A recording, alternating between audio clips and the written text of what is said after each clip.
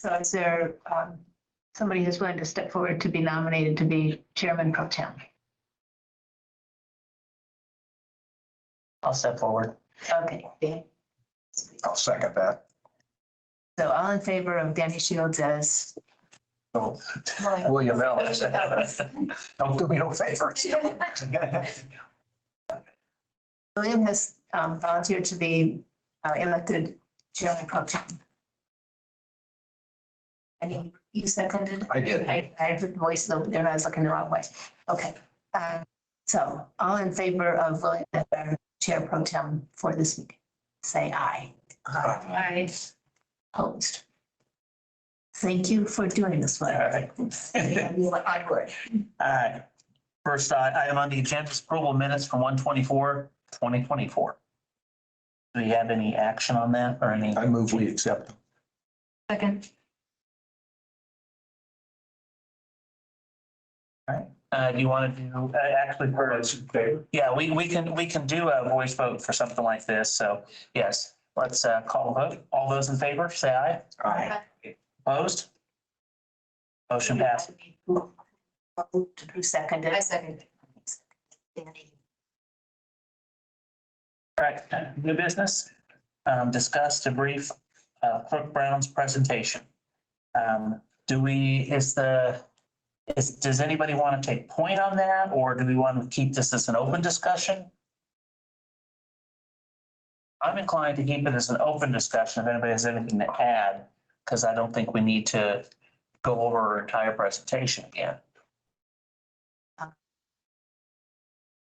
I would like to report, I spoke for us at the election board meeting and got some advice from that. And Okay. I think I shared. So, yeah. Basically what they have said, I wish Steve were here because he heard them say this as well, and Kylie did too. So if I go off track, it's going from my notes. So I think that the biggest discussion item from the election board was that there were two things. One was the suggestion that all current polling locations would be made vote centers. And some members were hopeful or under the impression that we would be able to reduce the number of locations for voting. And they didn't say, you must do this, but it was my sense after hearing from them that that would be a good idea if we could reduce the number of polling locations, each one being a vote center, but not as many as we have currently. Isn't that the prerogative of, or the purview of the election board to reduce? I mean, we can recommend, but that's all we can do. We can recommend till the cows come home. And they can ignore us. They can say, thank you, we appreciate your input. And that's the end of it. So. Yeah, I think that they would like to have a report from us that had enough review of the pros and cons for doing that, rather than just say, oh, we accept that every location will become a vote center. So I think we will need to dig into the information we have about location, about number of voters, and we have that over several years. And the previous vote center study committee did do a lot of analysis, I think, of how they might consolidate some vote centers. So it's certainly, I think that the election board themselves would not, they'd like it if we would do some of the lifting for them. Yes. Did they give any guidelines like a 10% decrease? They didn't really talk about any specifics. I think that this was brought up when I reported that in our meeting with Clerk Brown. That's the reason I'm bringing this up now, is that she sort of said, well, just make every location a vote center. And that's what they did in Marion County. And so that's what I said to the election board. And that was when they gave the feedback that said,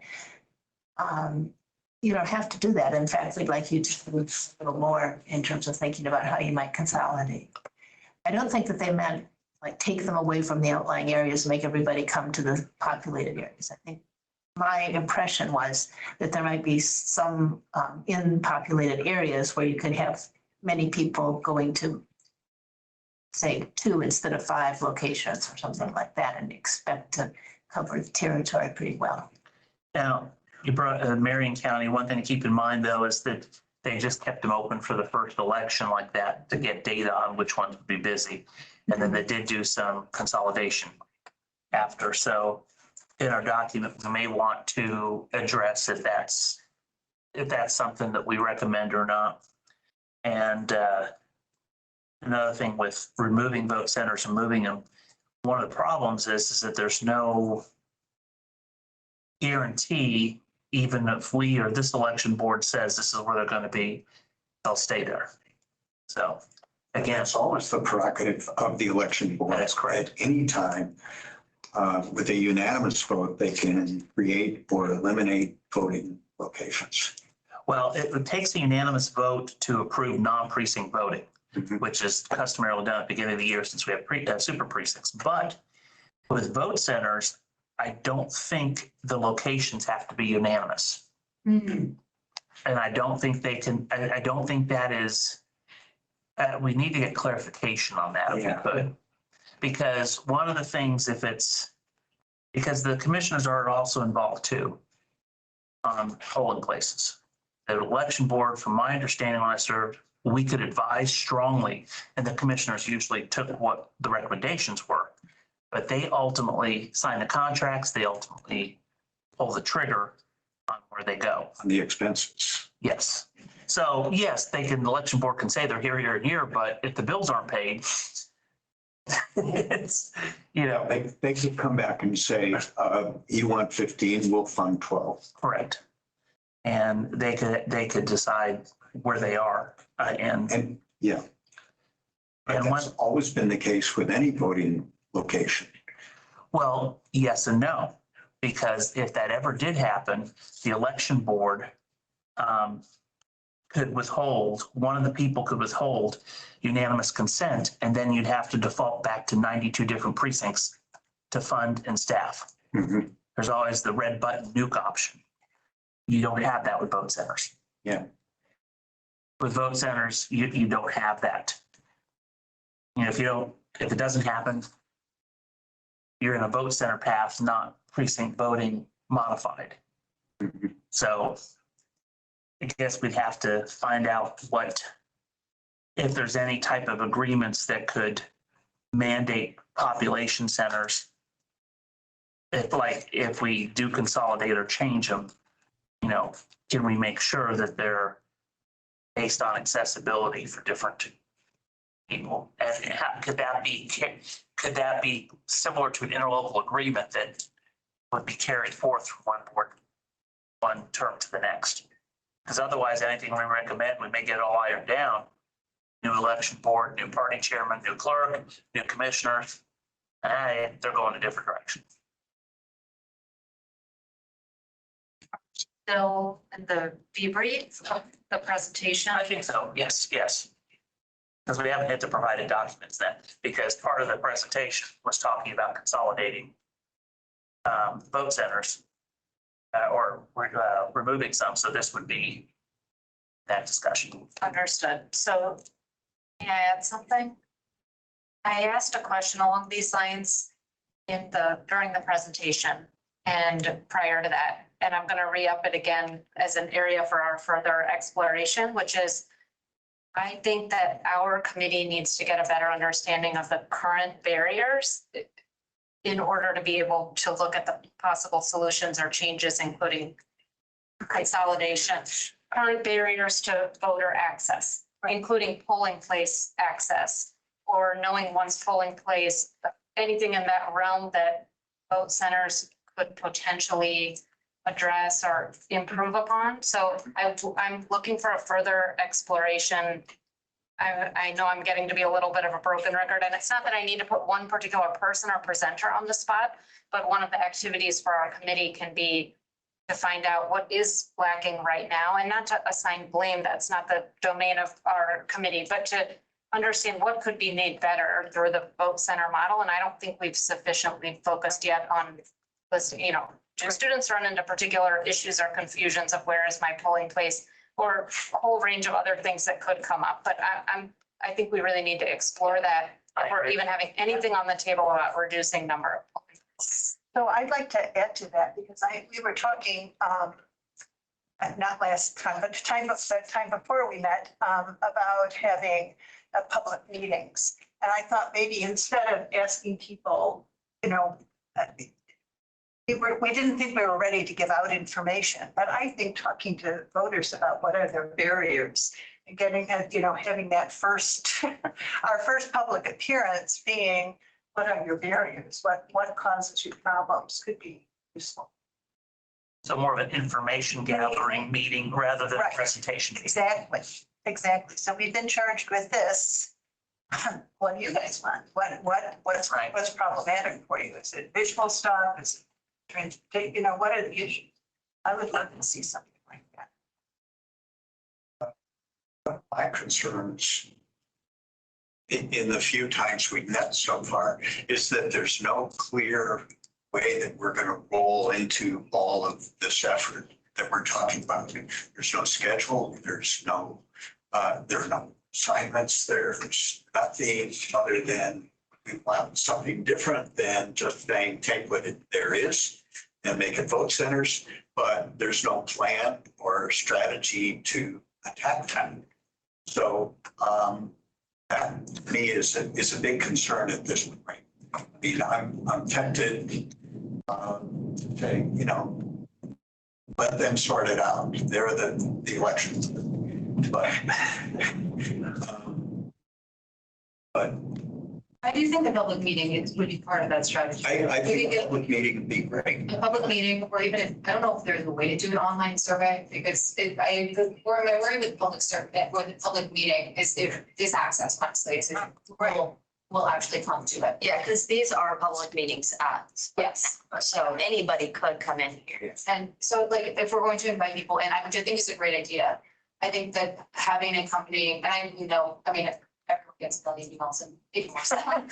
But I think that like posing that question on a kind of broader scale than what you might be able to get in the heart of Bloomington, it might also be helpful. So like having a two-pronged approach of perhaps in the next month or so, scheduling a public, like calling out for a public gathering to discuss these things while also sending out some sort of survey that is like 3 questions long, something simple about what are like check boxes, what is the largest barrier posed to you? And like, just get that information and zip codes. Danny, going to- Well, I'm going along with, what's broken, we're trying to fix. Mhm.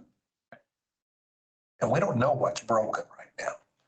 I struggle to think there's a huge issue if you live, say, inside what we used to call a 2-mile fringe.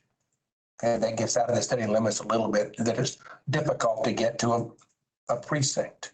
But if you live in other areas, you live in Kirksville, for instance, in that area, how hard is it to get to a polling place and to work and back home versus walking a block and a half to the library? And, So I have 2 little stories this is just from having been a poll worker recently. It happens not infrequently that somebody comes to the polling site where I'm working and they're not supposed to be at that site. They're supposed to be somewhere else. And they say, oh, my kid goes to school here, so I assume this is where I vote. Or this is where I voted before, so I assume I still voted here. And we have to tell them, no, you have to be somewhere else. And they say, I don't have time, or I have to go to work, or I'm on my lunch break or something. And sometimes they will cast a provisional ballot. And that, they come then to the election board to be reviewed and they don't make it. The only numbers that I have statistics for is in last fall's election, and there were 15 provisional ballots. 2 of them were people who were at the wrong polling site. So that to me says it's fairly frequent that happens. They were not in the wrong county or anything. They were Monroe County voters, but they just went to the wrong site. There always are a few people who are, for whatever reason, they haven't changed their registration from where they lived before in Indianapolis or whatever. Then the other thing was, one time I was working on election day, and this fellow came in and he was in the wrong location. And we told him where he should be instead. We told him where his actual correct location was. And he said, well, that doesn't make sense. My wife voted last week and she just went to election operations, basically. She could vote. It didn't matter what she had to be. And he didn't think it was fair that on election day, he couldn't vote just the way she could on early voting. So I think that, there'll be a lot of people who will figure it out. Yeah. Or, My question there is, who's at fault there? He's had a month to get to vote center. He's had how much, your friend Google will tell you right. where you should vote. And I struggle to feel sorry for people that don't take time to take care of business there on their own. I mean, why should we spend X extra dollars because they won't take care of their own homework? I think that if we had vote centers, it would help a lot of it. But I think to part of the point about trying to get public input, the people who are going to answer our questions are the people who just wake up, oh my goodness, it's election day, I have to go into school and Yeah. vote. Right, the people who know where they're going to start. Yeah. So I think that the people who would participate are going to be the ones, I mean, they may have friends or neighbors who are the other type of people, but they themselves will not have sad stories to tell us. People do have lives, and multiple things to distract them. So it's not unusual for somebody to be driving to work and hear on the radio that today's your last day to vote, and or today is election day. And so I'm not surprised that people show up at the last minute. Yeah. We see it in the trends of early voting. It always increases the closer we get to the voting day. And I think anything we can do to make it easier for voters is a good thing. I was asked to be here to represent the interests of the IDD community, intellectually and developmentally disabled. And I take that very seriously. I was talking to the advocacy committee just an hour ago. And they are very encouraged by the possibility that we could make it easier for IDD individuals to vote closer to where they happen to be. They're not always near their homes where their registration address might be. Yeah. Some of them have to travel quite a ways during the day, and they're picked up by bus and don't have the luxury of getting into a car and driving to an early voting site or to the election site and voting there. So there's a lot of interest in groups like Stone Belt into having convenient voting locations that are easily accessed and accessible. I'm not going to continue on the path I was going at this meeting. I was really wanted to push things along because I didn't see the plan and structure that people have been building in their minds to roll this out. But I'm encouraged by what I see here tonight. I definitely don't think we have to be for 2 years. But I would really like to see a schedule or some kind of a design plan that says, these are the things we really feel are important. That's showing up in the minutes today, I'm sure, Yeah, from all the that, discussion we've had. with coming up with that would be within your guys' committee. Because I know that the election board has basically give you guys free reign on how you want to handle your meetings, how you want it to be set up. They want you guys to work together to get it how you guys feel comfortable doing it. Yep. And So, I think that's great. yeah, I'm encouraged by what I see here. People have direction and good intent. So let's roll. yeah. Did you have anything you wanted to add about?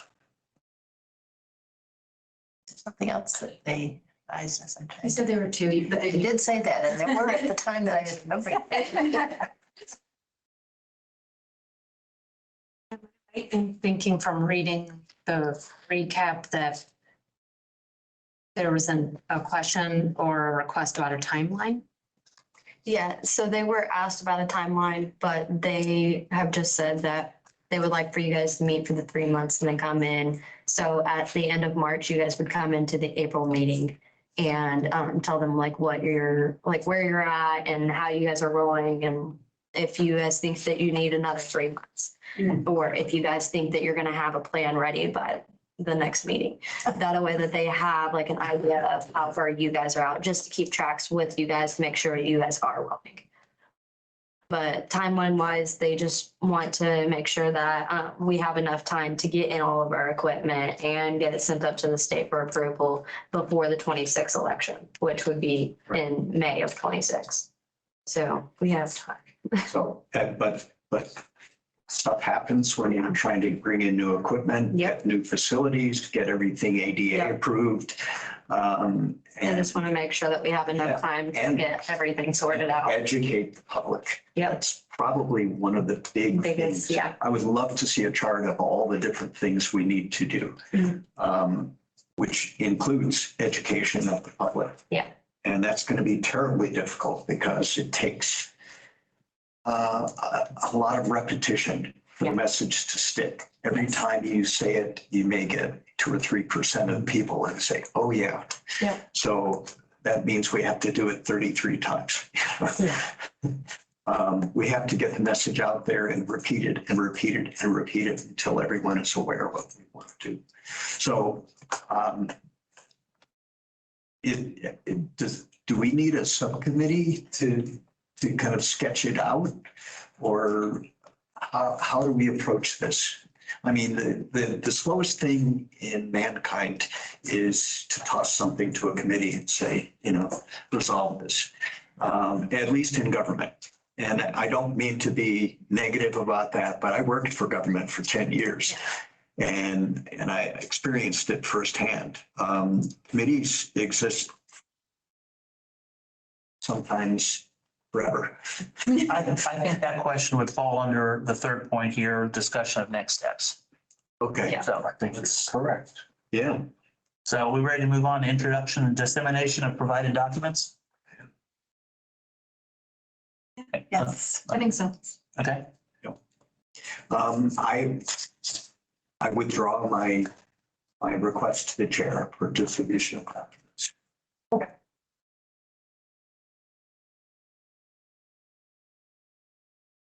So now at number 3. okay, all right. Discussion of the next step, so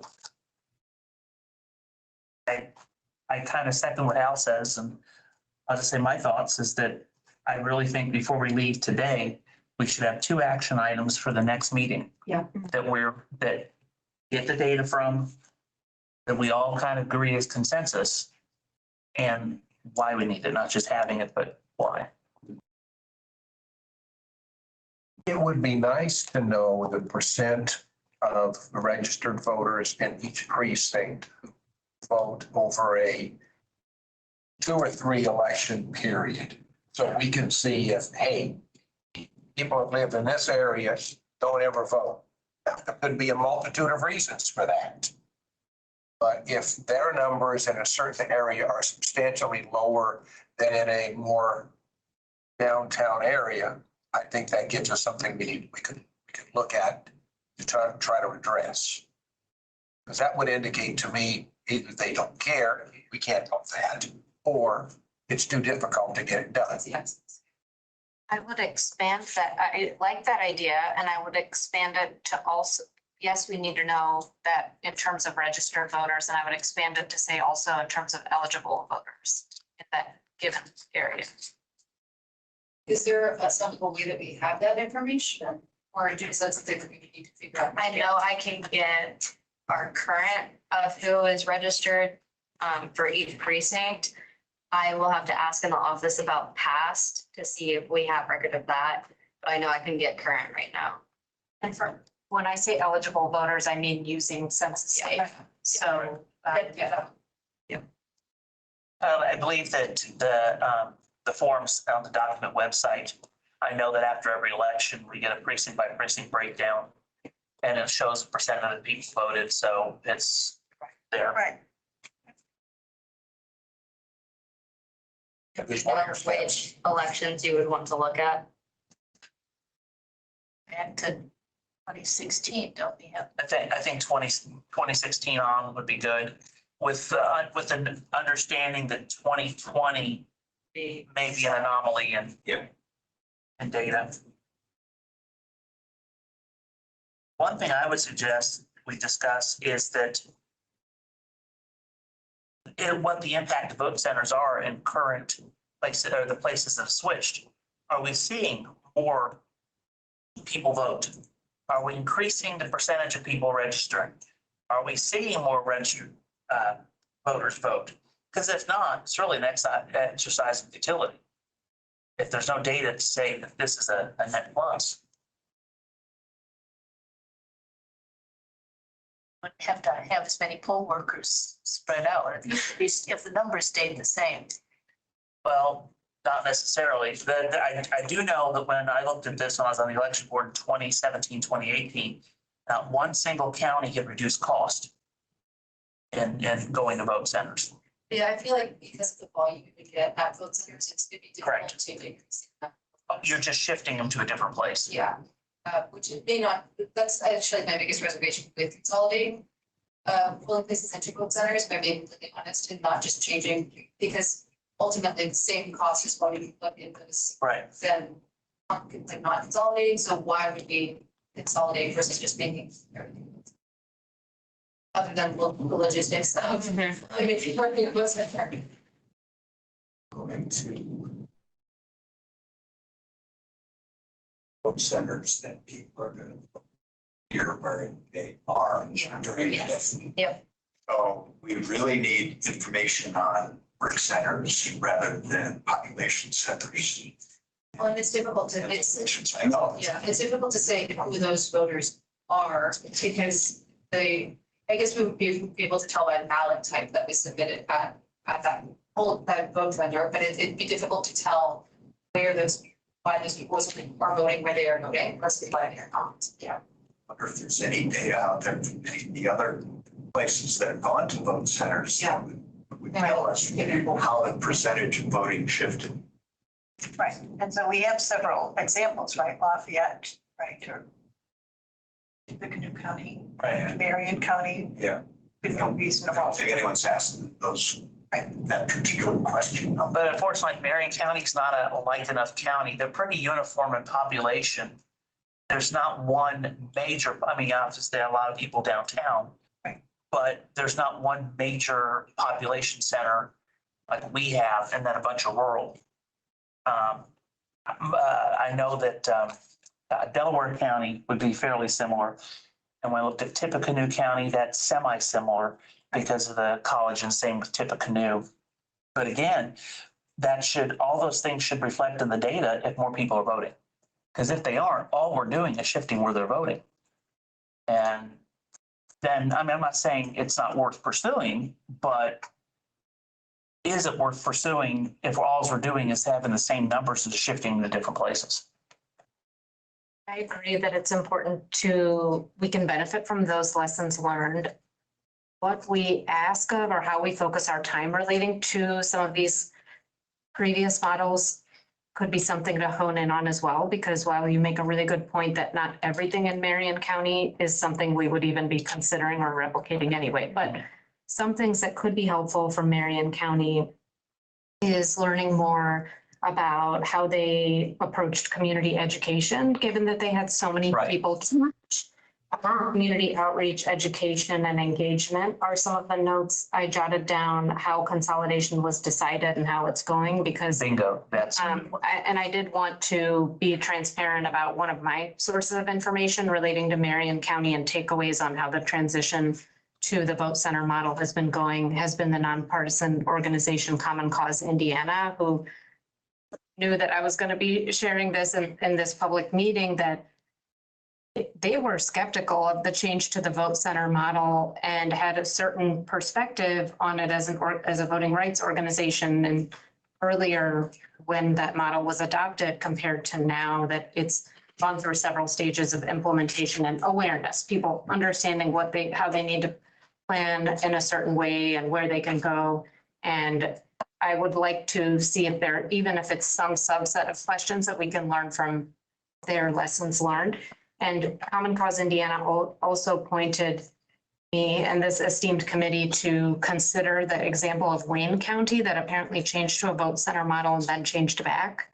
And even if it's simply, not all these places are equally relevant, but even if it's simply finding out why did you change back, that might be something we can learn from too. Hancock County did that also. I don't know if they've gone back to vote centers.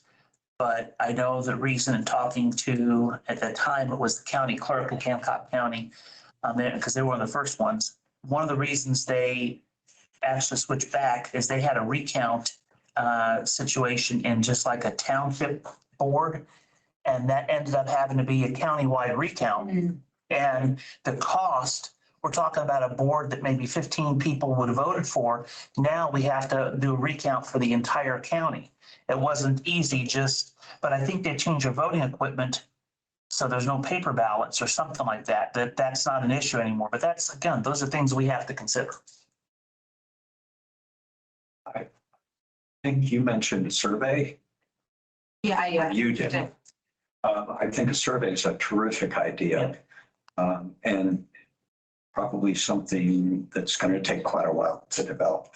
I don't think we have the funds to go out and hire a company to do this for us, but there are lots of tools. Yeah.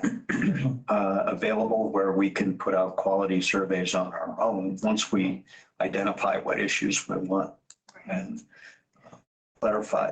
It sounds a little bit, yeah, because I think that it sounds a little bit like getting this information from both that we've been discussing about other vote centers in other counties might be helpful in creating that survey because we can use the trends during the questions. Yeah. So I'd like to, I mean, I think that honestly, the easiest way of doing this might be like presenting all this next, having an actual slides that show the data in a way that is not just us all having to read the data on our own so that we can talk about it while it's in front of us. But I don't know if that means that one person wants to like consolidate it or if people want to take different counties and consolidate that information. But it seems to, based off of what we were talking about, we want to know about what the percentage of eligible voters are in our county, in Monroe, and what areas those are in, and who has voted in the last couple of elections, what the impact of vote centers are in counties that have shifted to vote centers and counties that have shifted to vote centers and then back, and then potentially back again. And how community outreach has impacted that. I think that is the biggest thing for me for building a survey is what is community outreach that has been successful or not successful in other counties that have implemented this, especially Marion County. So if we're talking about 2 action items, what was the first one we kind of all agreed to? On finding out information, getting information for the next meeting, what was it? Percent of registered versus eligible versus voted per precinct. Um, And we also talked about developing a schedule for how we're going to use our time. Yeah, I mean, just, again, this is just my thoughts. I'm not sure having the schedule too far out on what information we have and what presented, because as an example, when we get that information, that may lead us in a completely different direction than what we think now. So my thoughts is just figure out 2 action items for the next, is everybody in agreement with that? Just any more than that, we get bogged down with too many and not have a time to discussion. So 1 action item, I think, do we have consensus and agreement on the first action item? Would you want to make the motion and vote for it? Just so it's, Yeah, so it's in the minutes. Let's have someone make a motion so on that. I will move that that's one of our action items for the next meeting is to have an information showing percent that is registered in an area and percent of those that voted. Did that cover? And percent of those eligible. And well, that's Yeah. that's where I would, that was part of Yeah. my. Is it also possible to have that mapped, to learn that data and to see the data on the map? If it's not, I'm willing to put it onto a map. I Kind can, of like a heat map to yeah, go. thank you. Yeah, so if it's not already a thing, Yeah. then I mean, Okay. I'll see and I can send it to you. Okay, so we have a motion. I'll second. Okay. All right, well, we'll go ahead and do a roll call for this, real quick. Alex? Yes. Yes. Yes. Yes. Yes. Yes. Yes. Okay, unanimous. All right, that was passed. And the second item, we're still discussing, correct? From what? All right. I feel like the second item would be, and I don't know, this is kind of a nebulous second item, so I do feel like there needs to be some discussion on how to make it not nebulous, is the impact of voter centers on, Right. and which like we have been collecting that data already, so it's hard to say concretely, this is the information we are looking at. But so that is my offering to the group is what information about other vote center counties specifically are we looking for? Is it what has been successful? What has like specifically why, like in Marion County, decreasing or in Tippecanoe and Delaware, like the decreasing of vote centers after having converted all of them to vote centers? Is that what we want to look at? From my point of view, just data, did we increase did more people vote? Did the percentage of registered voters increase? And did more people register? Percentage of eligible voters? I assume they had a committee or something. They have to legally, together yes. to do this. So I would like to know how the recommendation differed from their implementation. In other words, they turned it over to an election board, Right. What did the election board do with it? how on target were they in what they did? Because we may learn from that too. Are we ready for that part now? An interesting addition to that, just to make sure that with the information we get is good. Yeah. Might be in the elections that they had vote centers, was the overall turnout substantially different? That's, yeah, that's what I'm Okay, that's what saying. you're at, okay, Yeah. all right.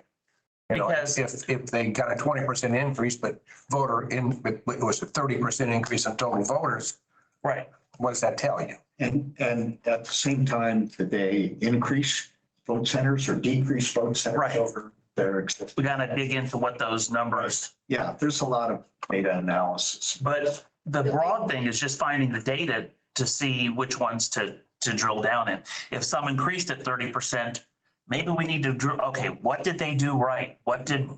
If some dropped, Yeah. okay, what pitfalls but at least it gives us a place to look. Are there counties that we've mentioned, Tippecanoe County, Marion County, and Delaware County? Are those three the ones that we want to target? I feel like there are a lot of counties that could look at. There are a huge number of counties that have gone to vote centers. Yeah, but in terms of things that are similar to Yeah, similarities. Yeah. to Monroe. There's a good reason for Marion County. I like that reasoning. Yeah. Wayne County was also mentioned as well as Hancock.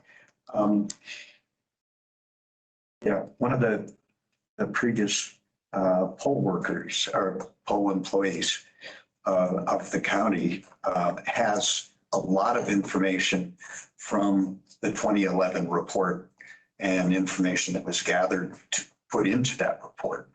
I can make that available to somebody, or I can tell you who the person is and you can contact them. Or somebody can contact them. Trying to remember. Looking at that report, I couldn't believe how large it was. Yeah, I mean, it's kind of one of those things that, wow, there are still people around who are part of that committee. yes, I've heard from a couple of them. Okay, so we're still trying to hone down step 2. Well, one idea I have is it seems like we have more things we want to know about some of the priority places, such as Tippecanoe, Marion, and Delaware counties. For some of the others, like, and maybe folks will have more to add to that priority list, so please chime in. For some of the others, like Wayne County I mentioned, I think mainly I may be underestimating the complexity of this, but I think it's probably a more streamlined question to try to probe for that. Why did you change back? I don't know what answer we'll get, but I don't think we necessarily need to be as exhaustive with everything we're wondering about for information gathering for every county. Yeah. Oh, no, not for every county, just for, I mean, like I said, again, the way I envision, not speaking for the whole committee, is just, we kind of get the bucket of information, say which ones we need to drill down more on. And Wayne County would be one because they did switch back. So that would be data we would want to know what happened from pre-vote centers to vote centers. And then afterwards, you know, what, because keep in mind, it would require a unanimous vote of the election board to go back. So it must have been a pretty substantial issue that caused them to flip back. It sounds like maybe it might be two different data items that we're asking for. We're asking for the percentages of voters that actually participated in voting in elections after county side transitioned to. Before it happened, when you, Before and after, yes, I'm sorry, yes, before and after the comparison for potentially maybe these three targets that we're talking about. And then as a separate data set, why Wayne County and Hancock County switched back to. okay, So I'd like to propose that they're two separate things. So we have three major data that's looking at next. Sharon Russ, the name I was trying to grab, she has a collection of information from the 2011 study. okay. So Did you want to make a motion? I was gonna say, was that a motion? Sorry, yes, I will make a motion to Then that. I'll second. Okay. All right, let's go around the room. Al? For that, for the next action, that second action. Yes. Yes. Yes. Yes, who is doing that? Well, that's the next thing. Then that would be, say, yeah, that would be quite, Kylie, is this too much for the office to get the information? So right now, it's just me that's doing it. Okay, Since I just took the election supervisor position, it will be. Kindly, I'm happy to help. I would love to make it so that it's not just you. Well, once we get my position filled, then it'll be better. okay. But we still have my open position in the office that would be taking care of this. It seems like the Wayne County and Hancock County information should be publicly available. Yeah. Yes, it is something that has to be voted on, so Yeah. I'm happy to see why they changed that. Okay, yeah. Yeah, all of it probably would be public information, it's just finding, who to contact and getting it. Yeah. Would be, I'm very good at digging through websites. I'm happy to trust. So with Delaware County, Tippecanoe, and Marion County, we're getting the percentage of before vote centers and after vote centers of how many had voted, correct? yeah, and should we switch Vigo County or Vigo, how do you pronounce that? It's a long one for a county, you're right. Right. Yes. That might be, because I think they recently went to it. That's probably one of the most recent ones, I think. If it is, we might throw that in there because they do have Indiana State University and that's again, a Correct. core population center with rural communities. I'll let you know if I can't find them, they're pretty. Yeah. So I had one thing that the election board did say was that they had received, they did not tell us what, but they had received, I believe, data from 3 counties. Oh. And that, and somebody was going to provide that to our committee. I believe Molly was supposed to be getting that to me and it has not made it my way yet. So I will contact her tomorrow for that. And then they wanted 2 more. I don't know why but they wanted that kind of information. Yeah. They were willing to share it with us. And I don't know if they think then that those are the 5 counties that we need. I think we should choose the counties that we think will have answers to the questions that we want to have answered. But if there is additional information that we're going to get, We might as well use it. election board, yeah. Any more discussion on this? Please reach out if you need help. I mean, I'll collect them. Yeah, I will send an email when I find it, and if I don't find it, I will also send an email. Any public comment? That would be you, Dave. Anybody online? Anybody online want to say anything? I think they actually have comments turned off, but they can raise their hand. So I don't know if you heard, raise your hand if you had a comment. We have 2 pages of people. Oh, I can see one. That's the one. Was Dave. Oh, that was Dave. Okay, testing. yes. All right, Okay, yeah. We're good. all right. So I'll entertain a motion to recess and adjourn. So moved. Second. All right, we're adjourned.